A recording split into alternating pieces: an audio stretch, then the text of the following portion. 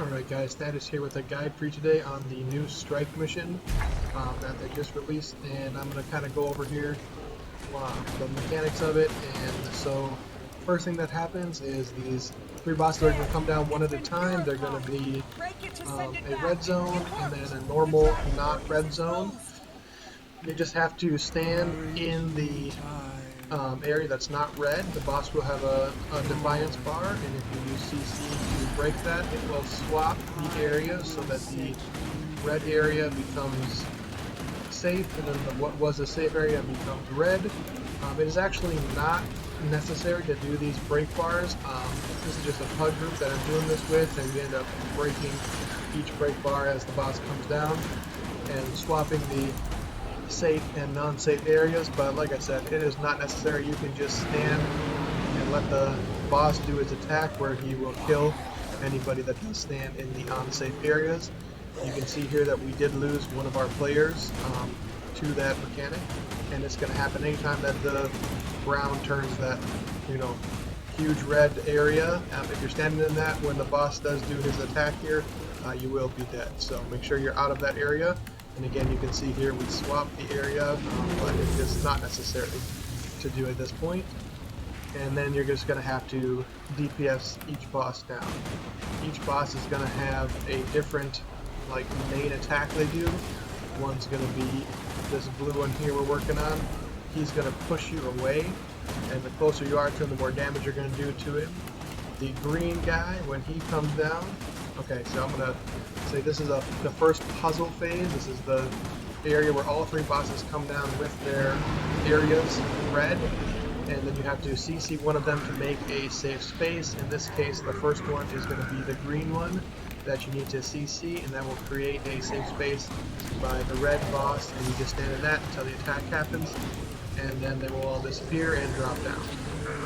So back to the boss's main attacks. You have the one boss that's going to, this boss here, the red boss, is going to make that circle, and the first time that boss comes down, you can be either in or out, it doesn't matter.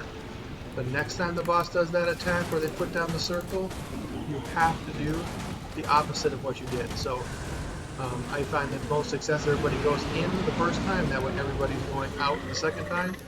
And if you are on the wrong side of the arrows, the boss is going to do a wave attack, and for every person that's on the wrong side of that red ring, that's going to be an extra wave that comes out and does damage to you. So if you have multiple people on the wrong side, that's going to be a painful attack there.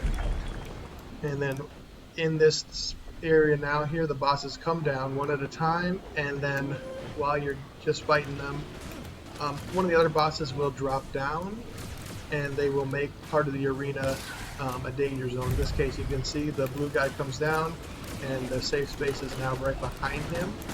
So we just have to move to that safe space and not CC him, or that would swap and make this danger.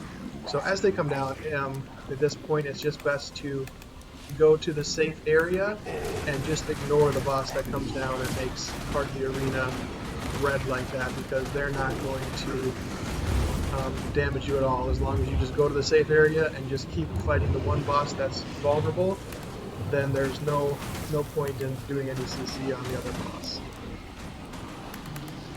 And then here's going to come down the last blue boss. Oh, the red boss comes down. And let's see. Okay, so the red boss is making the arena dangerous, and then the blue boss is who we're attacking here.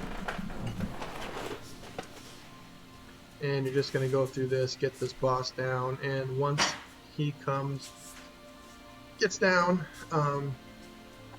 then to the certain percentage, I think it's 50 or 440 maybe at this point, once he gets down there, you're going to have another puzzle phase. We can see here that we are just going to DPS this guy down until he does get to the there's a spread mechanic there. Not much damage, not much to that one. It's just a couple people have to spread. Here we have the red coming down and making part of the arena dangerous again, but staying in the safe zone is all you have to do there. And now we're going to have the second of the puzzle phases where all 3 bosses come down and make the arena red with their AoEs. And at this phase here, it is going to be the red boss that is attacked, and then you'll stand behind the blue in the safe area that is created once you CC the red boss. And now you're going to have a phase where 2 bosses come down at the same time, with only one at a time being vulnerable to attack. And when they AoE show up on the ground where they're going to drop down, the tank is going to be whoever happens to be closest to the boss at that time when they drop down. Here we can see that the blue guy comes down, making part of the arena red danger zone. We just move to the safe area, continue DPSing the red boss here, and ideally if you pull the green guy away, you are going to get a little less damage from red, but it's not that much of a difference, so you can just DPS red while green's down as well. Once we got red done, now green becomes vulnerable to attack, so we'll go ahead and continue to attack green here. You can see on the ground there are those red circles that are going to be very painful. They're red with like a white mist coming out of them. Those come from the red boss doing the auto chain attack, and every time they do the 3rd attack on their auto chain, every other round, that is going to automatically place one of those red circles on the ground. And here you can see that one of the I don't know if you can see that one of the guys in our group got a tether to him. He just runs across the as far away as he can to break the tether, and then once that happens, he is teleported back to the area where he started, and then there's a red mist circle where he was.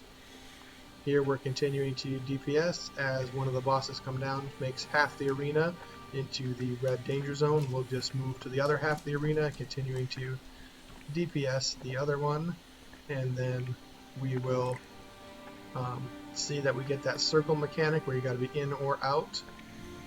No problem there, we do that, and then once all bosses have been DPS down to the 20%, you'll get your 3rd and final puzzle phase, which is going to be the blue. And once blue is CC'd, they will create a circle. You come to the red circle, half of that area is going to be safe, and you can just go ahead and stand in that while you wait for the attack to go off. We did lose a player very early off in this strike here, and it was still not a problem for us to finish with just 9 players. The last phase after the final puzzle is going to be all 3 bosses at the same time. They're all going to be doing their attacks at the same time, but only one is going to be vulnerable to attack, so you're just going to find the vulnerable boss and just DPS them all the way down to 0. Once that's done, they will disappear, and that will be the end of that boss for the strike mission. Here you can see we are almost done with the first of the 3 bosses in the final phase here. We're getting those circle spread mechanics. Those are pretty easy to handle. Not much to those. Here we're going to get a push mechanic. Like I said earlier, that's going to be farther away. Is going to do a little less damage during that particular phase, and then once that last boss is done, that is going to be the end of the strike mission, and we'll go over and take care of our downed ally here. So that's all there is to this new strike mission here. It's not too hard. I hope everyone gives this one a shot, tries it out, and get out there and have fun. Thanks for watching all the way through this video. Give this a like, feel free to comment, and subscribe for more videos. Thanks for watching. We'll catch you next time.